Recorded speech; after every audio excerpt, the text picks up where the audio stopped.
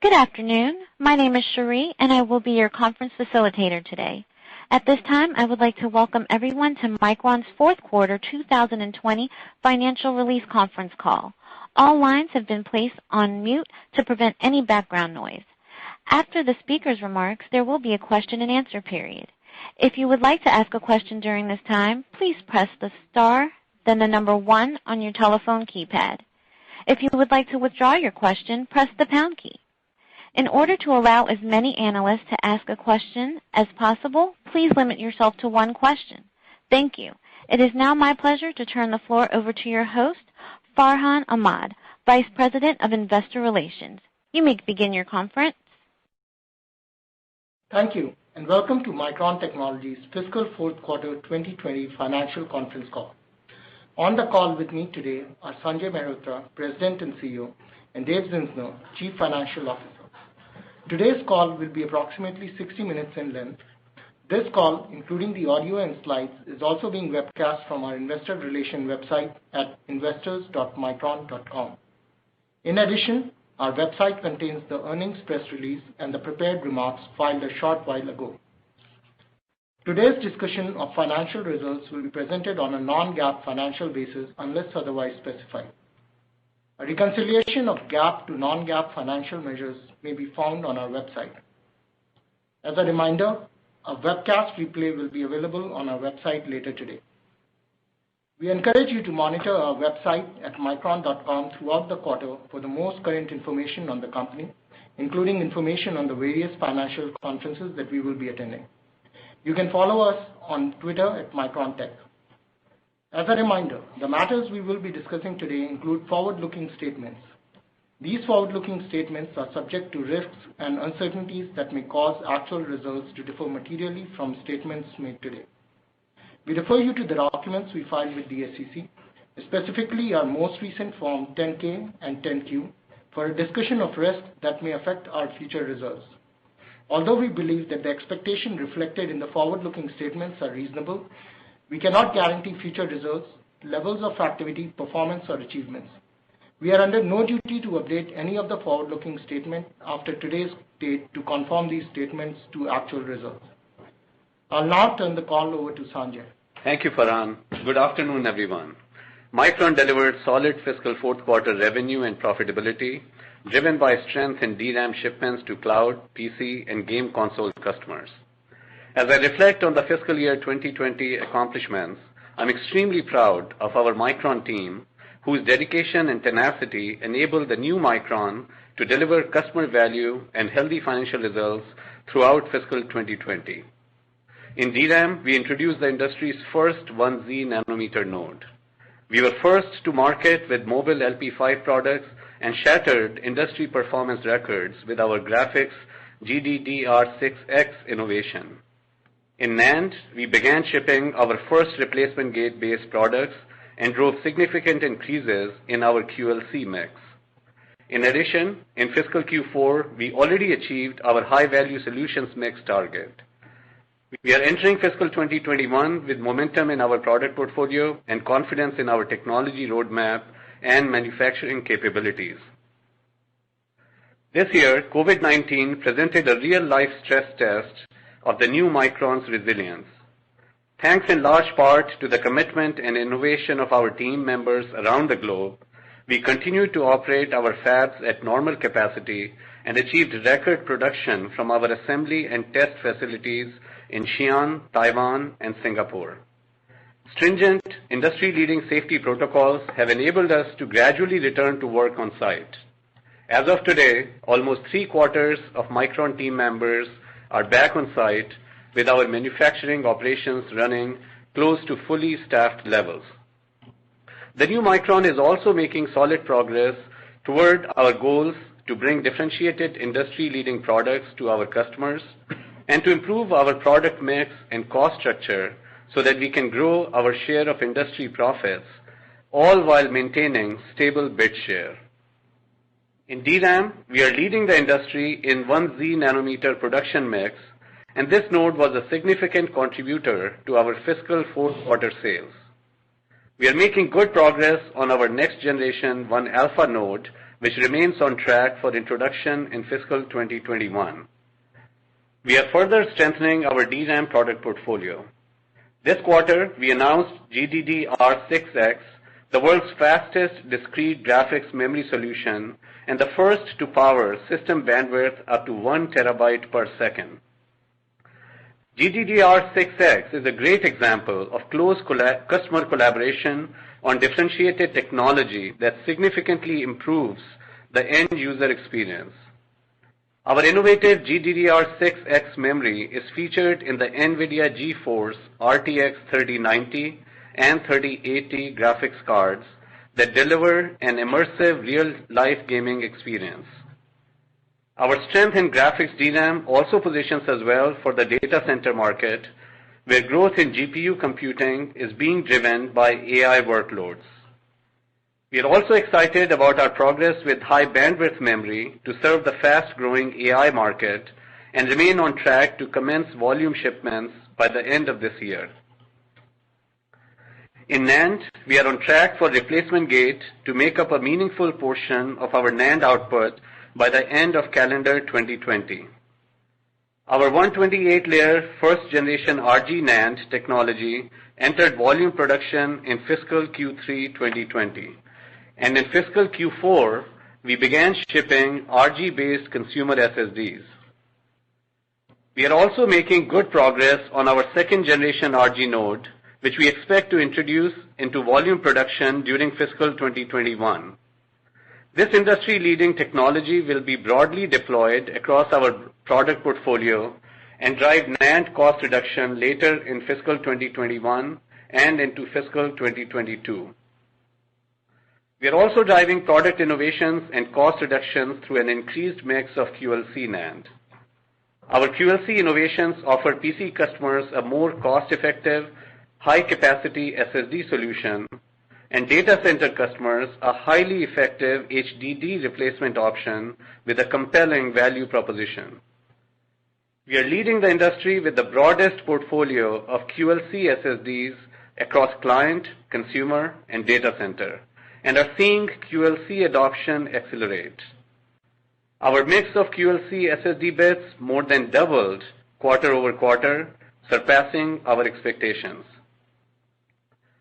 Fiscal 2020 has been an extraordinary year for our high-value solutions, which now make up around 80% of our quarterly NAND bits, achieving the goal we had set for ourselves ahead of schedule. We are now intensifying our focus on profitability enhancement through further improvements to our product mix within our high-value solutions portfolio. Over the next several quarters, we will be introducing a slate of new SSD and mobile NAND products that leverage increased vertical integration using our internally developed controllers and our industry-leading second-generation replacement gate TLC and QLC technology. Turning to end markets, fiscal 2020 was a strong year for our SSD business. We expanded our NVMe portfolio and continued our SATA market leadership. Fiscal Q4 SSD revenue almost doubled year over year, led by data center SSD sales. Client SSD average capacities grew almost 30% quarter over quarter, driven by QLC growth. Consumer SSD had another record quarter in volume shipped, with NVMe bits more than doubling quarter over quarter.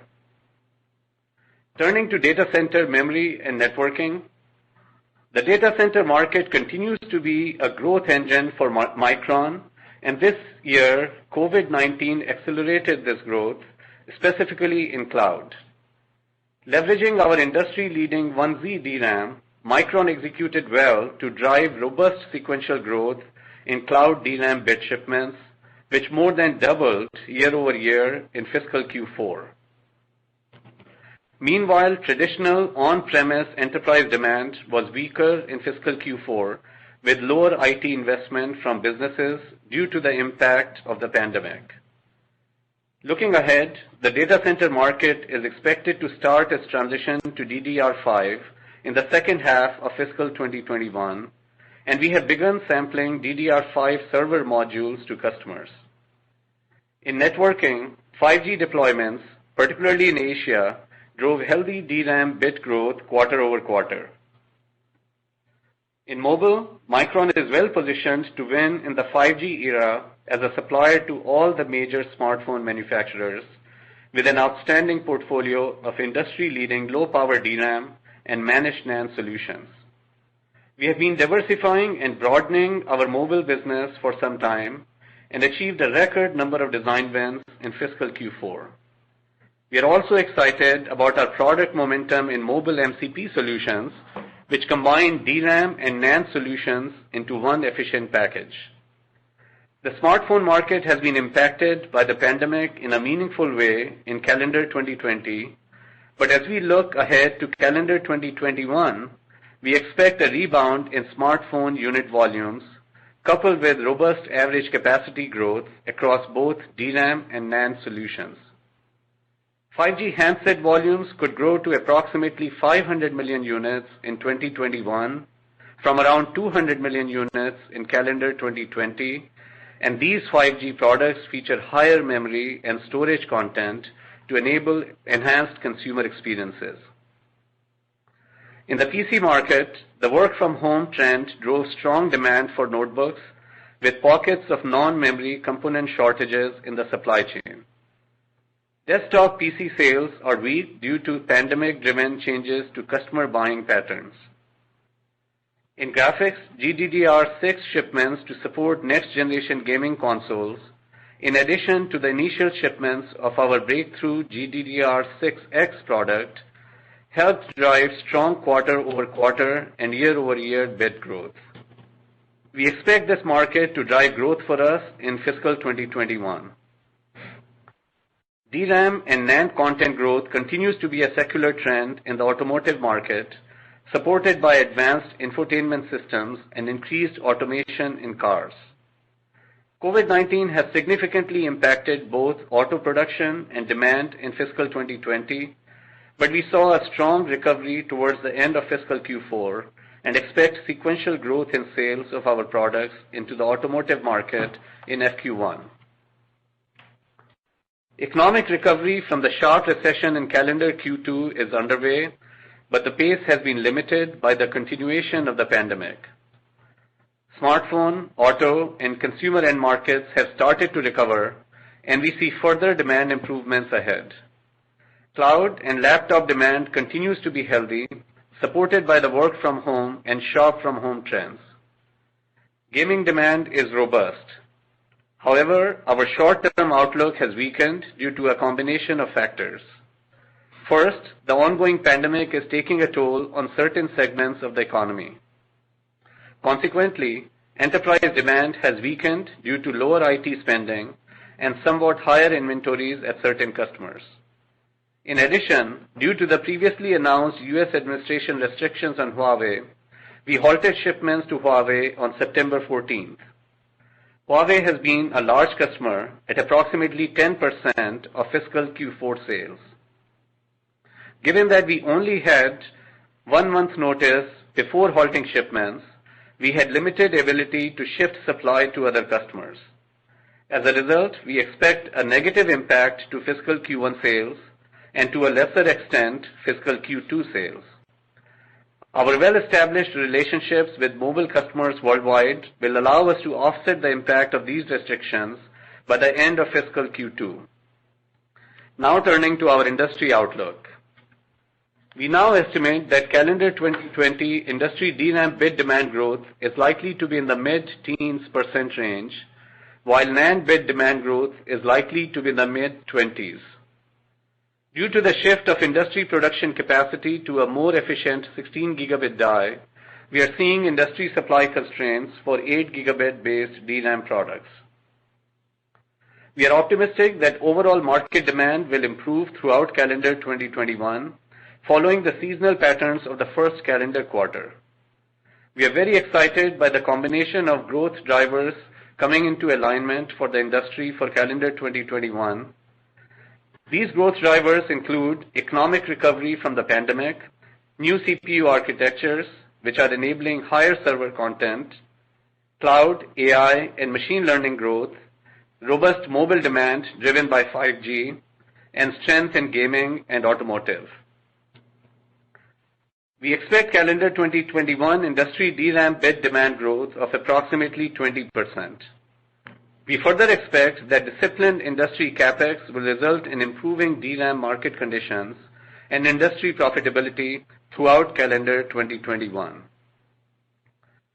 Calendar 2021 industry NAND bit demand growth is expected to be approximately 30%. Unless industry capex moderates from current levels or demand exceeds our expectations, we see a risk of challenging NAND industry profitability levels. Turning to Micron Supply, we target our bit supply growth CAGR to be in line with industry bit demand growth CAGR for both DRAM and NAND. However, there can be year-to-year variability caused by node transition timing. For example, we expect our DRAM bit supply growth to be above industry demand in calendar 2020, but to moderate to less than industry demand in calendar 2021. In NAND, we expect our bit supply growth in calendar 2020 to be well below the industry demand due to our ongoing RG transition. In calendar 2021, we expect our NAND bit supply growth to be somewhat below the industry demand, and we plan to use inventory to support a bit shipment growth that is in line with the industry demand. For fiscal 2021, we expect DRAM cost reduction in the mid-single-digit % range, with somewhat higher levels of cost reduction on a like-for-like basis. Our higher mix of LP5, graphics, and our early ramp of high bandwidth memory will impact overall DRAM costs. We anticipate NAND cost reduction in the low to mid-teens % range, even after accounting for the cost impact of our mix shift as we continue our focus on optimizing our high-value solutions portfolio. We are targeting fiscal 2021 capex to be approximately $9 billion to support our long-term goal of maintaining stable share of industry bit supply, which will be achieved through node transitions alone and without a net increase to wafer starts. This capex target is significantly lower than our pre-COVID expectations and reflects our continued commitment to exercise supply discipline while staying focused on deploying our leading-edge technology nodes which deliver strong ROI. Within this capex envelope, fab building capex will remain elevated relative to historical levels. We are also continuing investments in back-end assembly and test capacity that do not impact bit growth but have strong ROI. Should demand expectations change, we remain flexible to adjust our bit supply growth to align with bit demand growth using capex and utilization as levers. Despite COVID-19's broad impact on our lives and the business environment, we believe it has accelerated demand growth in some parts of the markets we serve. This is certainly true in cloud deployments, where some trends that would have taken 2 to 4 years to develop have been accelerated into months and will likely persist into the future. As we look ahead, we remain extremely excited about the growth and health of our diverse end markets, which will benefit from powerful secular technology trends, including AI, 5G, and IoT. These trends will enable the data economy and increase the importance of DRAM and NAND, supporting a long-term DRAM bit demand growth CAGR of mid to high teens and a NAND bit demand growth CAGR of approximately 30%. I'll now turn it over to Dave to provide our financial results and guidance. Thanks, Sanjay.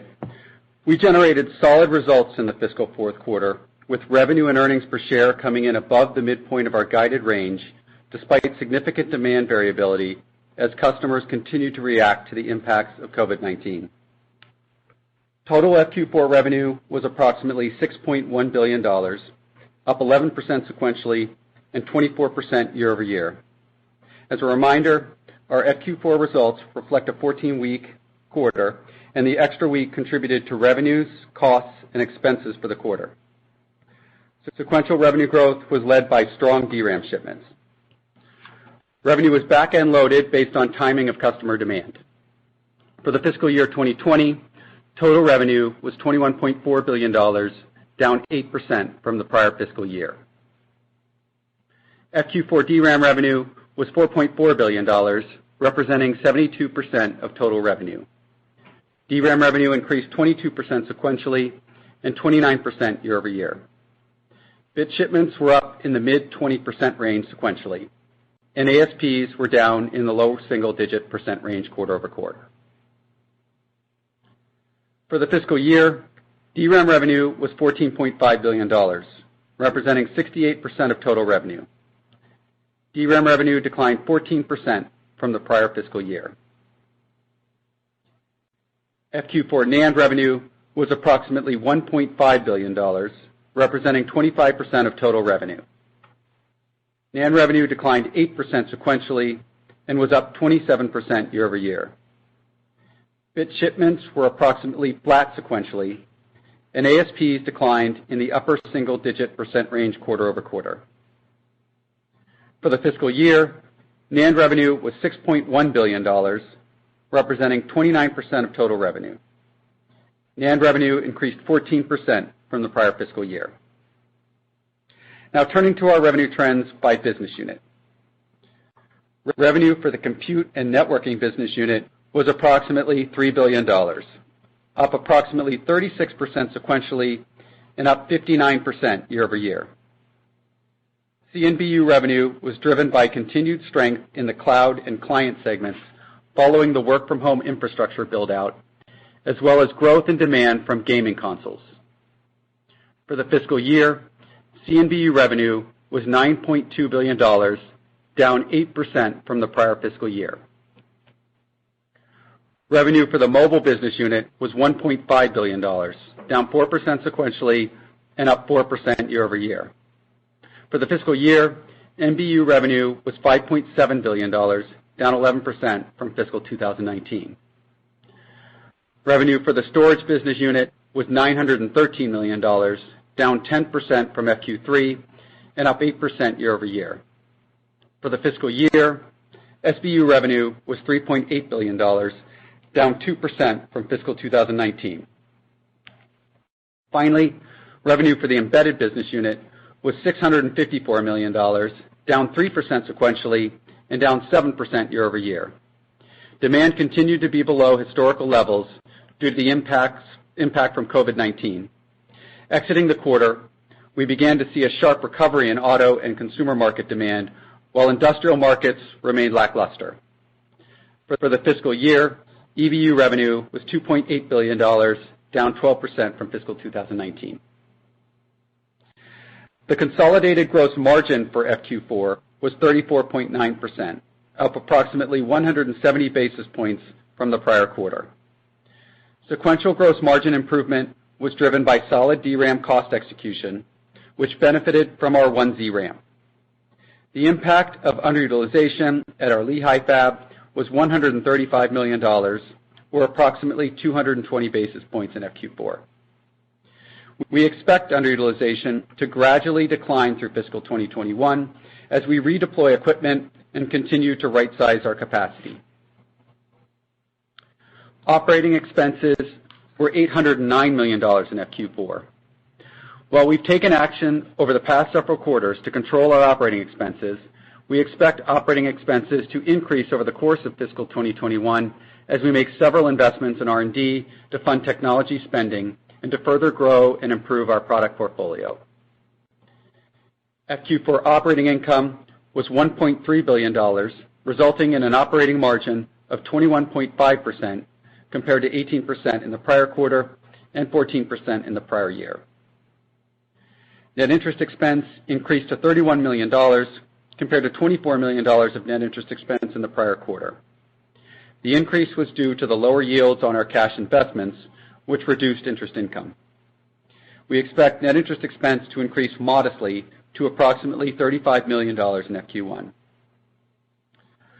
Our FQ4 effective tax rate was 3.6%, which benefited from approximately $16 million of one-time items. Going forward into fiscal 2021, we expect our tax rate to be in the high single-digit range. Non-GAAP earnings per share in FQ4 were $1.08, up from 82 cents in FQ3 and 56 cents in the year-ago quarter. For the fiscal year, EPS was $2.83, down from $6.35 in fiscal 2019. Turning to cash flows and capital spending, we generated $2.3 billion in cash from operations in fiscal Q4, representing 38% of revenue. For the fiscal year, we generated $8.3 billion in cash from operations, down from $13.2 billion in the prior fiscal year. Net capital spending was approximately $2.2 billion during the quarter and approximately $7.9 billion for the fiscal 2020.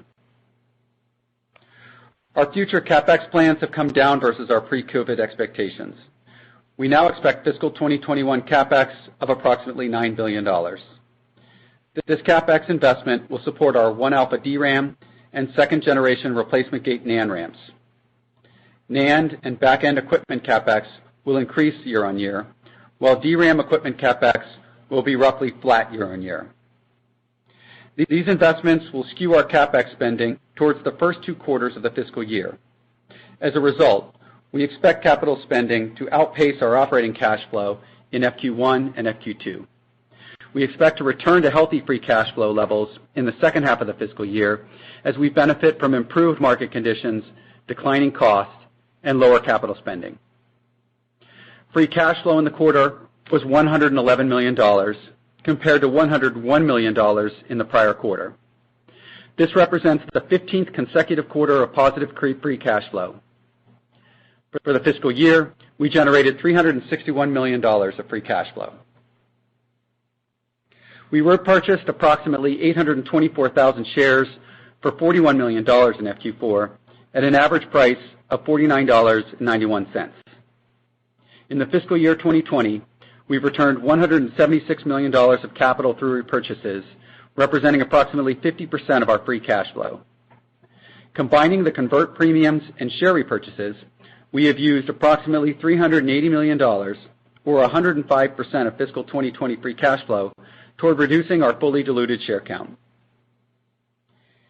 Ending FQ4 inventory was $5.6 billion, or 135 days, versus 131 days last quarter.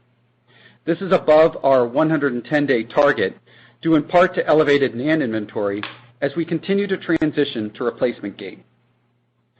We're also holding higher levels of raw material inventory during this period of supply uncertainty. We expect inventory levels to normalize over the course of the fiscal year. We ended the quarter with total cash of $9.3 billion and total liquidity of approximately $11.8 billion, flat quarter over quarter. FQ4 ending total debt was $6.6 billion.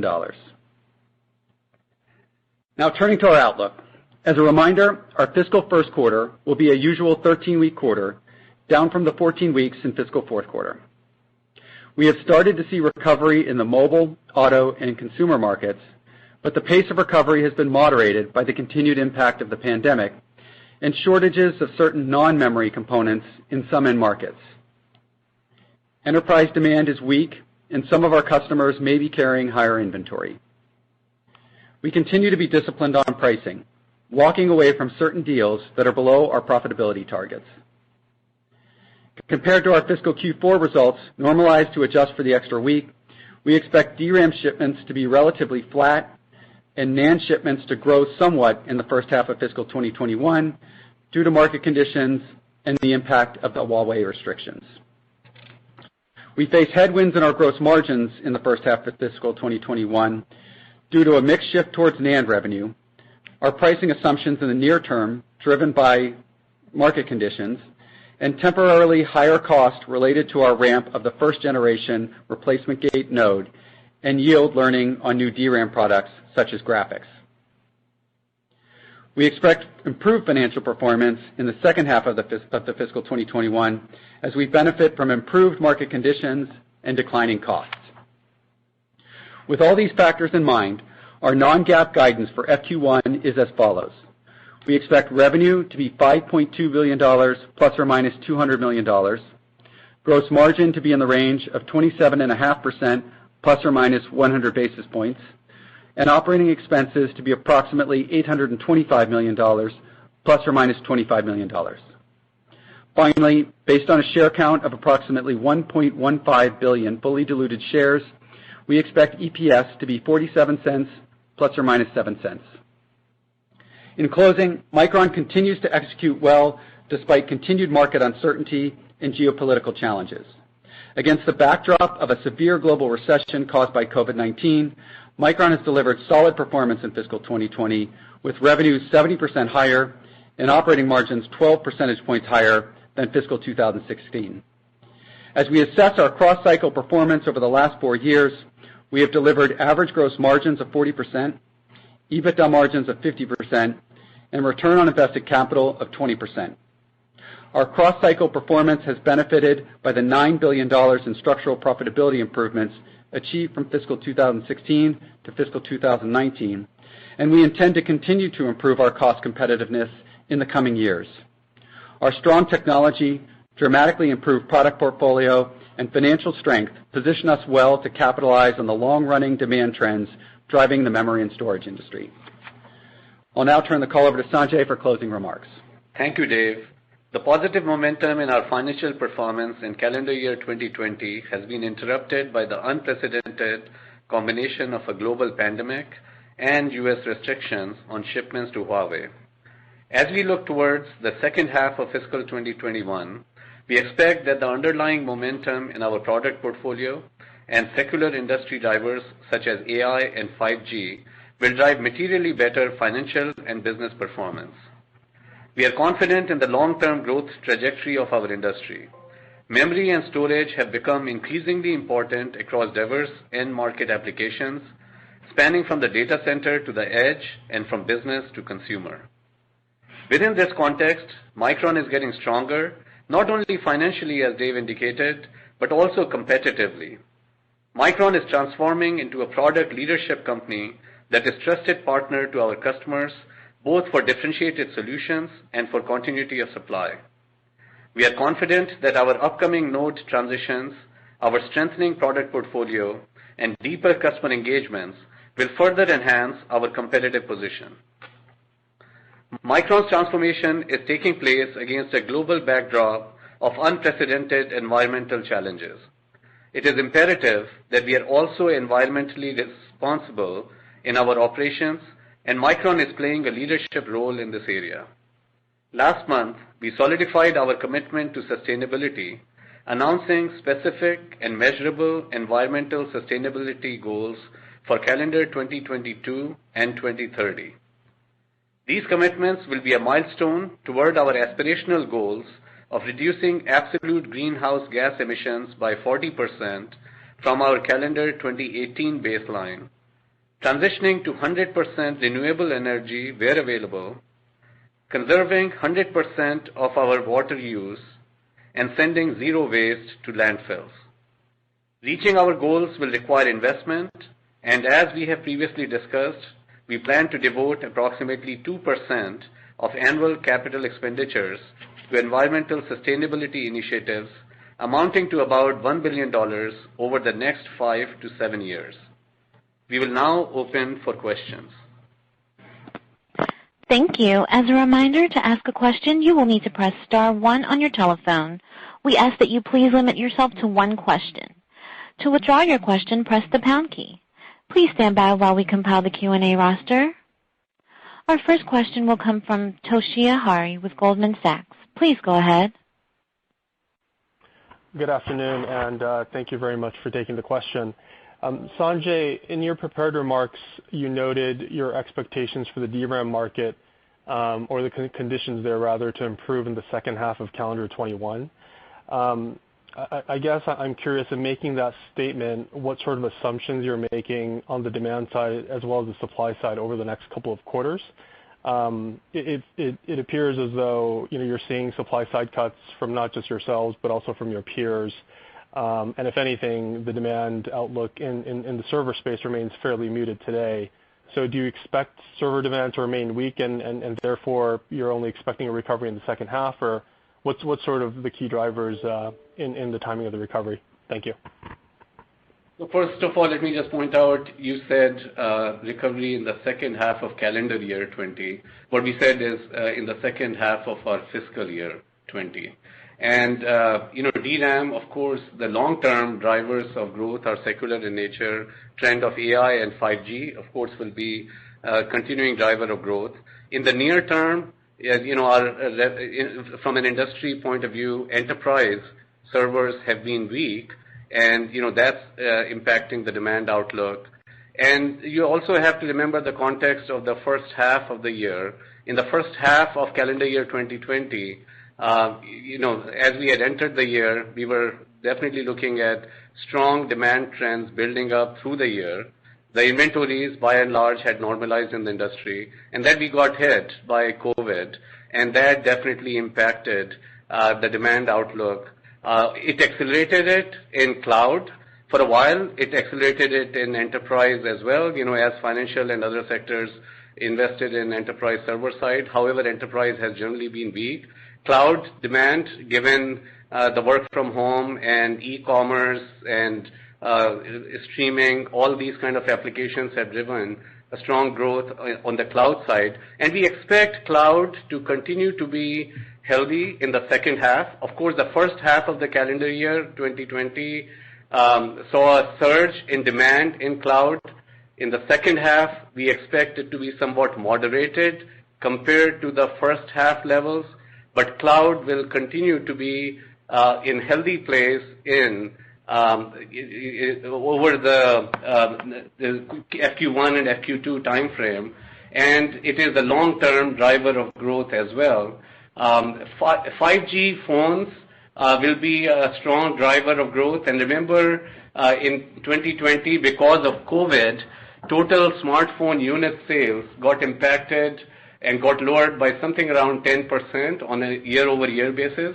But in 2021, smartphone sales are expected to pick up. In fact, smartphone sales are already picking up in the marketplace right now.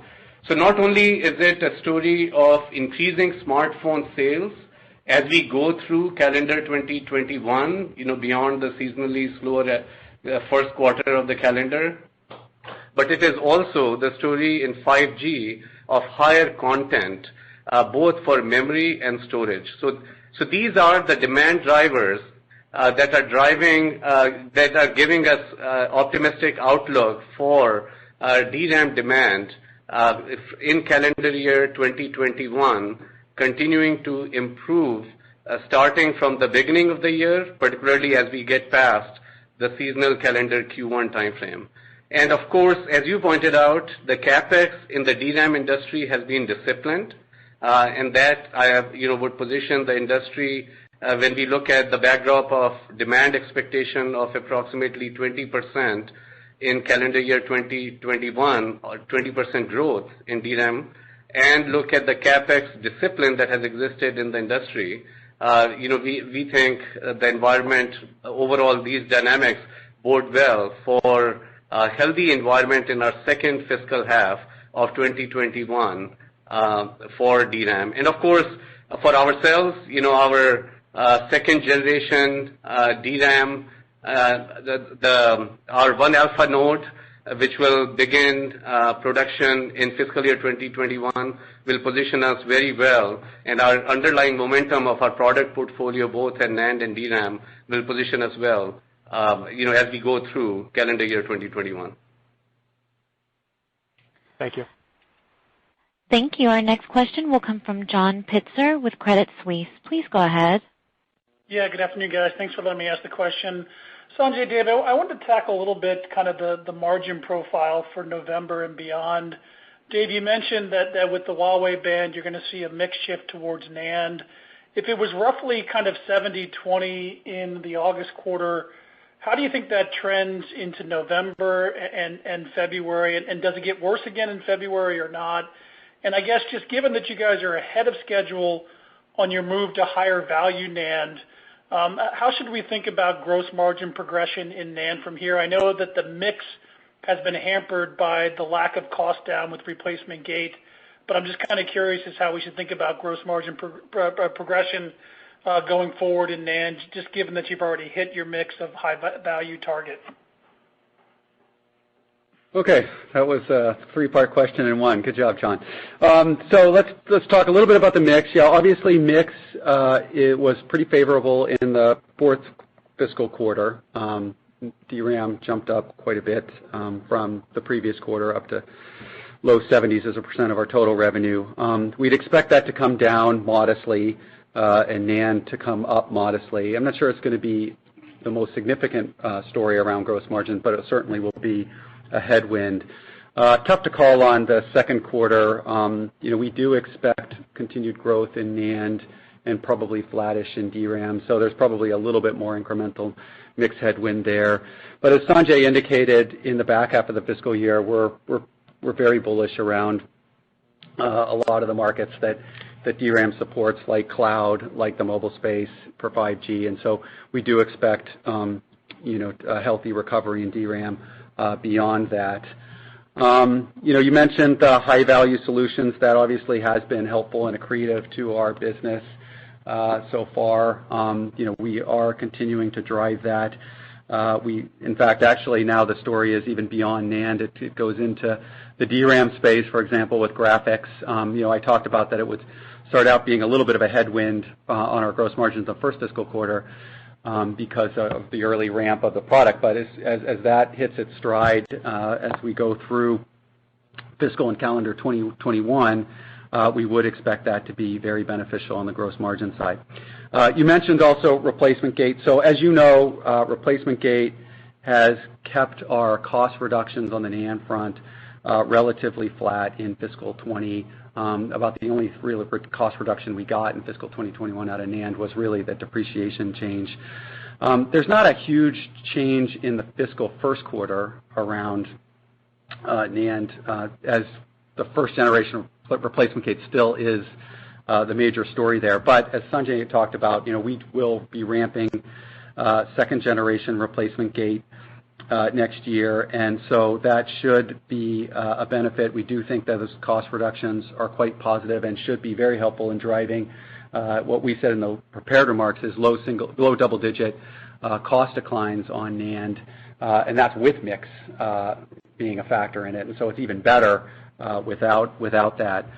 And also, I would say on the DRAM front, we are looking at our cost reductions next year, and even with mix should be pretty respectable, and that includes all that increased cost and higher margin products that will be shipping next year, but also will include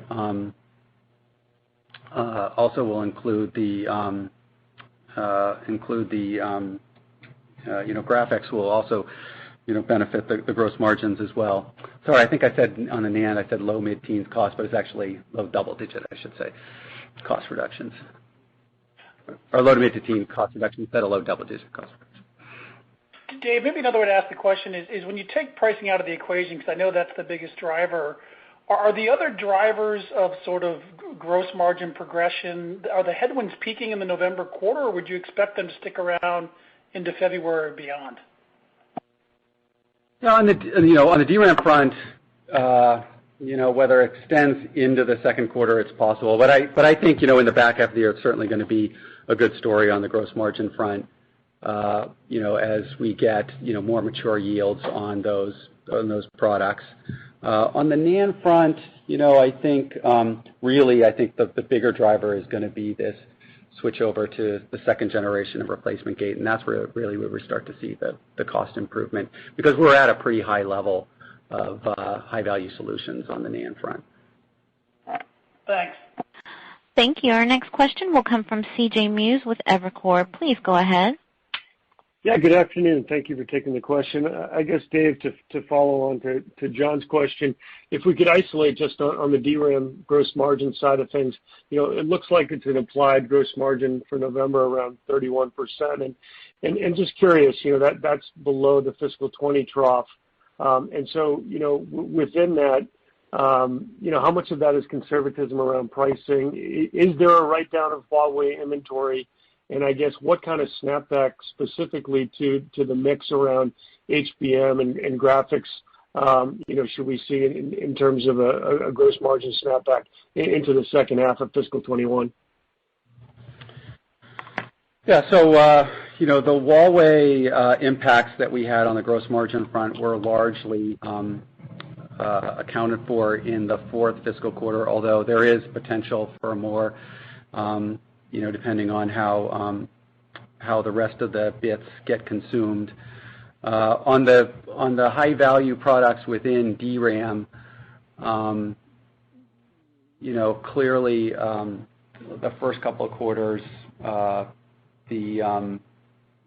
be somewhat of a kind of headwind to the gross margins, but it's simply kind of a ramp timing challenge, and it just so happens that where we're seeing pricing be a little bit more negative, that just so happens to coincide with a couple of quarters where our costs are kind of running higher. But I don't really think, this is somewhat of a near-term challenge that will correct itself over time, particularly as those products get to more mature yields and we get the mix going in the right direction for us. I would tell you, just as it relates, we obviously don't want to go into details around the difference in margins between DRAM and NAND specifically. I would just tell you that your estimate of DRAM is low relative to what it is in reality. Very helpful. Thank you. Thank you. Our next question will come from Blayne Curtis with Barclays. Please go ahead. Hey guys, thanks for taking my question. I'm just curious on Huawei. I just want to confirm, I think you said you're not shipping to them. There has been some stories about companies getting licenses on the server side. Just your perspective, one, you're totally not shipping. When you said 10%, I know it sounded like there was maybe some catch-up before the 15th. Just kind of curious how elevated that was, and then any prospects on getting a license going forward. So in our fiscal fourth quarter, Huawei was slightly under 10% of our total revenue. And, given that the order had come in from the commerce pretty late in the quarter, in terms of any upside from Huawei in our fiscal fourth quarter, it was really very, very small. Now, with respect to FQ1, yes, we stopped shipments effective September 14th. So what that means is that our revenue declines substantially with Huawei in fiscal Q1, and that clearly is a significant headwind to us. Huawei has been a large customer to us, not only in FQ4 of 2020, but as we have reported before, it has been our largest customer for significant period of time in prior several quarters as well. So the impact of Huawei related Commerce Department ruling is a significant impact to our revenue in FQ1, and obviously it is baked into our FQ1 guidance here. Specific to the licenses, we have applied for licenses. It's important to understand that our previous licenses did not give us the ability. Our previous licenses at this point do not give us the ability to ship to Huawei from our non-US fabs. We need new licenses for that, which we have applied for, and we do not know if and when those licenses would be granted. Thanks. And then is there a way to think about, in terms of particularly mobile market customers positioning to try to take share from Huawei, and if you've seen any uptick in the mobile market as a result of that? So as we said in our prepared remarks that with respect to the lost opportunity with Huawei, it will take us a while to shift our production as well as address the demand from other customers within the mobile ecosystem. There is no question that the end market mobile demand will be what it is projected to be, and to the extent that Huawei is not able to fulfill that demand going forward. That demand will be supplied by other smartphone manufacturers. Micron is well engaged with the entire ecosystem of smartphone manufacturers. We have had strong relationships with those customers. We have been a strong supplier to them. Our portfolio of solutions has only strengthened over time, making us a valued partner to the rest of the mobile ecosystem as well. So as we shift from Huawei toward those other customers, it will take us some time. It will have impact in FQ1, as I noted earlier. It will have less impact in FQ2, but by end of FQ2 and beyond, we will be able to make up for any loss on the Huawei front with other smartphone manufacturers, assuming that we don't get a license to Huawei in this time frame. Thanks. Thank you. Our next question will come from Harlan Sur with J.P. Morgan. Please go ahead. Good afternoon. Thanks for taking my question. On your enterprise SSD business, it's been obviously a big contributor to the value-added mix shift. I believe your share has grown about 300 basis points since the beginning of this year. You guys are in a strong number 3 global share position. Is the momentum coming from your SATA-based portfolio, or is it more growth and share gain from your newer NVMe-based products? And on the November guide, are you seeing a slowdown in this segment given the weaker enterprise trends? And just longer term, as you look into next year, how is the team planning to maintain its share momentum in this segment? So certainly our SATA leadership has helped us in the enterprise data center market, and SATA still is a meaningful portion of the enterprise SSD market, even though it is shifting rapidly to NVMe. And yes, we have growing presence in enterprise with our NVMe solutions, and we have good products, although we are in early stages of growing our NVMe opportunity. And yes, for future quarters, as we go through fiscal 2021 and calendar 2021, we will continue to expand our portfolio of solutions with NVMe products targeted for broader set of applications in the enterprise space. And as you noted, we have done well with our SSD solutions compared to years past. We have continued to expand our portfolio in not only enterprise, but also on the client PC side and consumer SSD side. In fact, our QLC is a good success story here, as we noted in our remarks, with the broadest portfolio in enterprise SSDs as well as client and consumer SSDs. So we will be bringing out exciting new products over the course of 2020 and 2021 timeframe, and we certainly do plan to increase our presence in the SSD marketplace with a broader and richer portfolio of solutions. Thanks, Sanjay. Thank you. Our next question will come from Timothy Arcuri with UBS. Please go ahead. Hi, thanks. I guess I wanted to ask on Huawei again. So obviously it's public that the processor companies have gotten a license. So I certainly understand that you have to take this out of your guidance. But if they got a license, I guess, why wouldn't you, would be the first part of that question. And then the second question is, can you help us think about sort of handicapping, if you did get a license, could we just add 10% back? Do you think it would go back to being roughly a 10% customer? I guess I'm asking all this because this has been going on for some time, and you seem to always have the view that the bits were fairly fungible, but now it sounds like it's going to take 6 months if you don't get a license. So I'm just wondering if you can sort of double click on that for me. Thanks.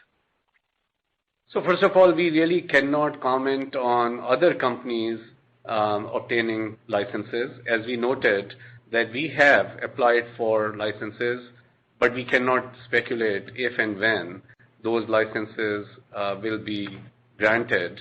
With respect to if licenses are granted, obviously it will depend on what is Huawei's demand at that point.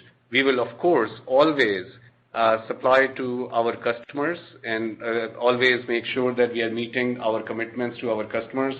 Huawei, along with other customers, have been valued partners. So if we are given the opportunity with licenses to supply to Huawei, we will certainly become a partner again, given the strong partnership we have enjoyed in the past with them. But it will really depend on what is their demand profile at that point and what have been our commitments to other customers already in place, and we'll have to manage through all of that. But certainly, if licenses are granted, we will have a growing opportunity to engage again with Huawei. And remember, that's our goal. We always want to have a broad portfolio of products and a diversified set of customers. We have done well in this area over time, and as you can see, that even though the largest customer in Huawei essentially in a very short period of time disappears for us in terms of revenue opportunity, we are able to address it given our portfolio and given our customer engagements with the rest of the customers.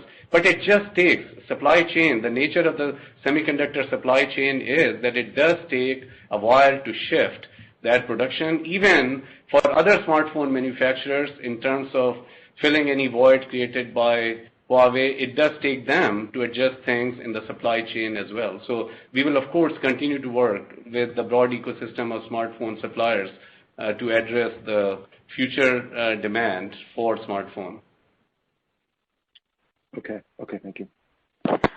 Thank you. Our next question will come from Mitch Steves with RBC Capital. Please go ahead. Hey, thanks for taking my question. I had one with more on the technical side.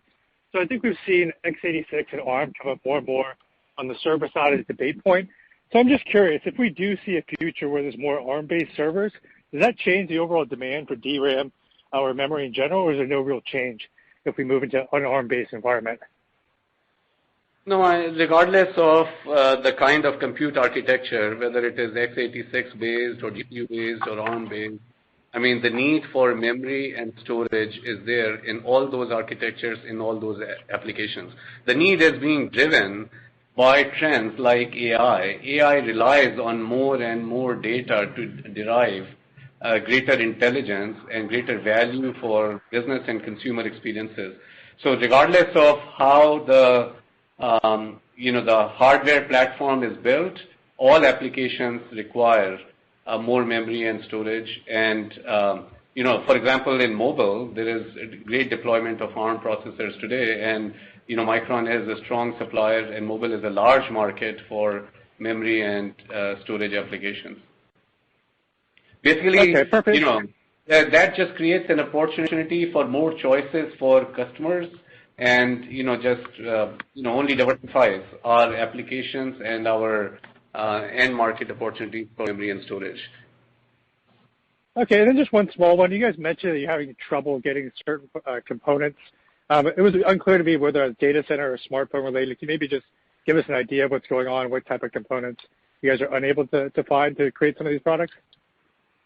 To be clear, we were not referring to components that we are not able to procure. I was referring in my prepared remarks that in the PC segment, particularly with the surge in demand in notebook, particularly Chromebooks, there have been, in the PC supply chain, there have been certain component shortages that, PC manufacturers have frankly talked about in their own earnings call. So it's not any component shortages for Micron supply chain. We were just referring to the end market component shortages in the PC supply chain. That has some impact on the demand when they are not able to procure all the components they need for their notebook and Chromebook builds. Okay, understood. Thank you very much. Thank you. Our next question will come from Ambrish Srivastava with BMO. Please go ahead. Thank you very much. I had a question on the cost side. Dave, I just wanted to make sure I understood this. So when you started fiscal 20 on the DRAM side, you had talked about high single-digit cost down, but then I think in the middle of the year you had said that it would be low single-digit. So question is, what did the cost down end up being for the fiscal year? And then for fiscal 21, you're saying low single digit again. Is that partly because of the Huawei impact in fiscal 1Q, or is that the new normal, or is there the impact of lower yields? I'm just trying to understand that. And then a follow-up, Sanjay, you seem to have raised a flag on NAND industry profitability for the full year. Could you, and if I caught that correct, could you give a little bit more details around that comment you made in your prepared remarks? Thank you. Okay, so on the cost front, just to be clear, Ambrish, it was the cost declines in FY20 were on DRAM were in the mid-single digits, and the expectation would be they would be somewhat in the mid-single digits again in FY21.